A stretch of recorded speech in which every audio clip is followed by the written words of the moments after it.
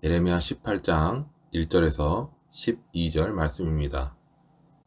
여호와께로부터 예레미야에게 임한 말씀에 이르시되 너는 일어나 토기장이의 집으로 내려가라. 내가 거기에서 내 말을 내게 들려주리라 하시기로 내가 토기장이의 집으로 내려가서 본즉 그가 농로로 일을 하는데 진흙으로 만든 그릇을 토기장이의 손에서 터지매 그가 그것으로 자기 의견에 좋은 대로 다른 그릇을 만들더라.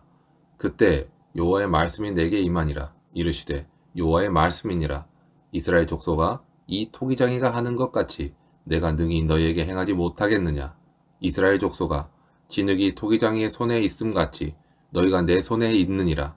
내가 어느 민족이나 국가를 뽑거나 부수거나 멸하려 할 때 만일 내가 말한 그 민족이 그의 악에서 돌이키면 내가 그에게 내리기로 생각하였던 재앙에 대하여 뜻을 돌이키겠고 내가 어느 민족이나 국가를 건설하거나 심으려 할 때 만일 그들이 나 보기에 악한 것을 행하여 내 목소리를 청종하지 아니하면 내가 그에게 유익하게 하리라고 한 복에 대하여 뜻을 돌이키라. 그러므로 이제 너는 유다 사람들과 예루살렘 주민들에게 말하여 이르기를 여호와의 말씀에 보라 내가 너희에게 재앙을 내리며 계책을 세워 너희를 치려 하노니 너희는 각기 악한 길에서 돌이키며 너희의 길과 행위를 아름답게 하라 하셨다 하라. 그러나 그들이 말하기를 이는 헛되니 우리는 우리의 계획대로 행하며 우리는 각기 악한 마음이 원악한 대로 행하리라 하느니라. 예수님께서 자주 비유로 말씀하신 것은 사람들이 일상에서 체험할 수 있는 현상을 통해서 하나님의 비밀을 보다 쉽고 명확하게 전달하기 위해서였습니다. 성경에 자주 나오는 비유 중에서 이 토기장이의 비유는 창조주이시며 심판주이신 하나님의 주권에 대해서 명확하게 전하는 비유라 할 수 있습니다. 하나님의 명령에 따라 토기장이의 집에 내려간 예레미야는 토기장이가 진흙으로 토기를 만들다가 터져서 망가지자 그 진흙으로 다른 그릇을 만드는 것을 보았습니다. 하나님께서는 예레미야에게 무엇인가를 말씀하시기 위해서 먼저 그 모습을 보게 하셨습니다. 이런 하나님의 인도하심은 마치 예수님께서 무리에게 공중에 나는 새나 들판에 핀 들꽃을 보게 하신 뒤에 말씀을 가르치시는 모습과 흡사한 것을 알 수 있습니다. 하나님께서는 하나님의 자녀들에게 하나님의 말씀을 정확하게 이해하고 깨닫기를 원하십니다. 그때 하나님의 말씀이 예레미야에게 임합니다. 6절을 보시면 이스라엘 족속아 이 토기장이가 하는 것 같이 내가 능히 너희에게 행하지 못하겠느냐. 이스라엘 족속아 진흙이 토기장이의 손에 있음 같이 너희가 내 손에 있느리라 라고 말씀하십니다. 토기장이가 잘못 만든 그릇을 부수고 다시 뭉쳐서 다른 그릇을 빚듯이 하나님께서는 유다를 세우기도 하시고 멸망하게도 하실 수 있다는 것을 깨달으라는 말씀이었습니다. 하나님께서는 토기장이가 진흙으로 그릇을 만들다가 여의치 않으면 다른 그릇을 만드는 모습을 통해서 토기에 대한 토기장의 주권을 말씀하신 것입니다. 진흙 한 덩이로 하나는 귀 있을 그릇을 하나는 천 있을 그릇을 만드는 권한이 토기장에게 있다는 것입니다. 지음을 받은 물건이 지은 자에게 어찌 나를 이같이 만들었냐라고 말할 수 없다는 것입니다. 하나님께서는 토기에 대해 절대적인 주권을 가진 이 토기장의 비유로 이스라엘의 징벌과 용서에 대한 하나님의 절대 주권을 말씀해 주십니다. 인간인 토기장이는 실수로 잘못 빚을 수도 있습니다.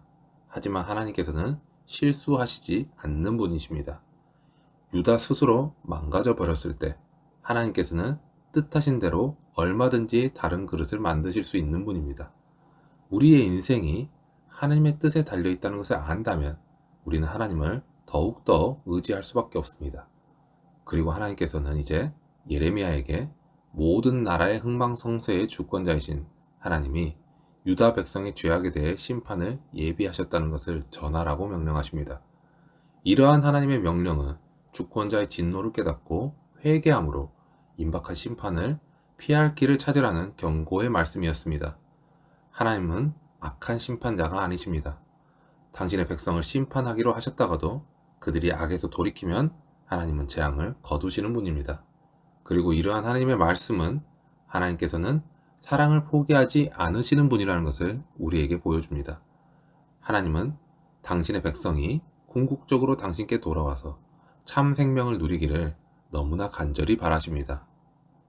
마치 요나 선지자가 니느웨 성에 동일한 말씀을 선포했을 때 그 성 사람들은 왕으로부터 가축에 이르기까지 모두 굵은 베옷을 입고 각기 악한 길과 광포에서 떠났습니다. 그래서 하나님께서는 심판의 계획을 철회하셨습니다. 하나님께서는 유다 백성에게 니느웨 성이 보여주었던 회개를 촉구하셨던 것입니다. 하나님께서는 백성들에게 죄의 길에서 돌이키라고 부르고 계시지만, 그러나 그들은 안타깝게도 주권자이신 하나님의 경고를 무시하고 자신들의 뜻대로 행하며 악한 마음이 완악한 대로 행해서 결국 심판을 자초하고 말았습니다.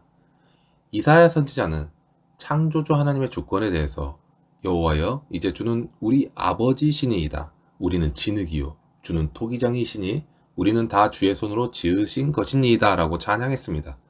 사도 바울은 창조주이시고 구원주이시며 심판주이신 하나님의 주권에 대해서 이는 만물이 주에게서 나오고 주로 말미암고 주에게로 돌아감이라, 그에게 영광이 세세 있을지어다 아멘 이라고 찬양했습니다.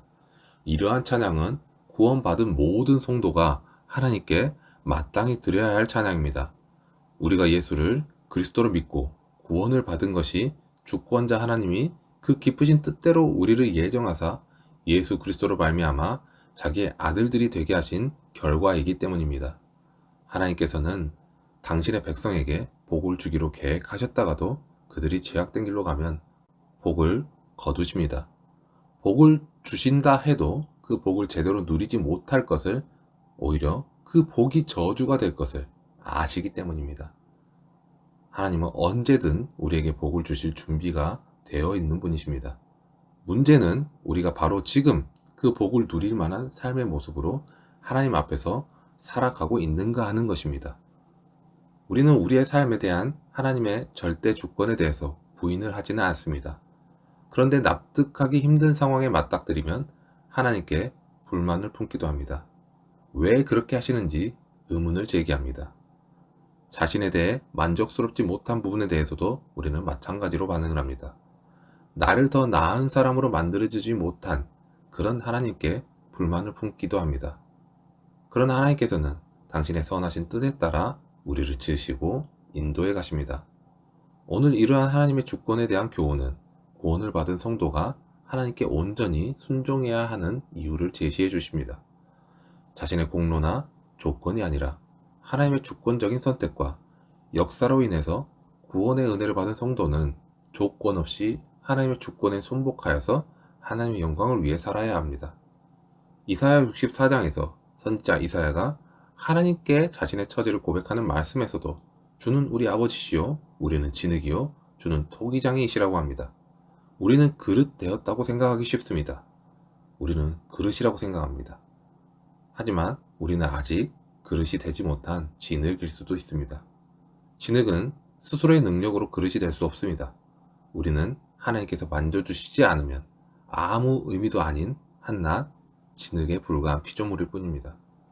우리는 자신이 아무 의미 없는 진흙에 불과한 존재라는 것을 인정하려고 하지 않습니다. 그래서 스스로의 힘으로 어떤 존재 가치가 있는 그릇이 되려고 합니다. 스스로의 힘으로 자기 존재의 가치를 증명하려고 하기 때문에 우리는 늘 실패하게 되고 좌절하게 되고 공허함을 맛보게 됩니다. 모세가 40세에 스스로 자기 동족을 구하고 싶어서 행동했을 때 그는 실패했습니다. 그리고 그가 80세 되었을 때 이제는 자신이 아무 힘도 없고 능력도 없는 존재라고 여길 때, 이제는 하나님만을 의지할 수밖에 없는 나약한 존재가 되었을 때, 그때 하나님께서는 모세를 부르시고 사용하십니다. 우리는 스스로 아무것도 아닌 진흙이라는 것을 인정해야 합니다. 하나님께서 선택하신 백성이라 할지라도 하나님께서는 그들을 향해서 너희는 진흙이다 라고 하십니다. 주님은 토기장이시며 나는 진흙입니다. 이 신앙의 고백을 온 마음을 다해 하나님께 고백하면서 오늘 하루도 주님의 주권에 기쁨과 감사함으로 동행하는 우리 모두가 되기를 소망합니다.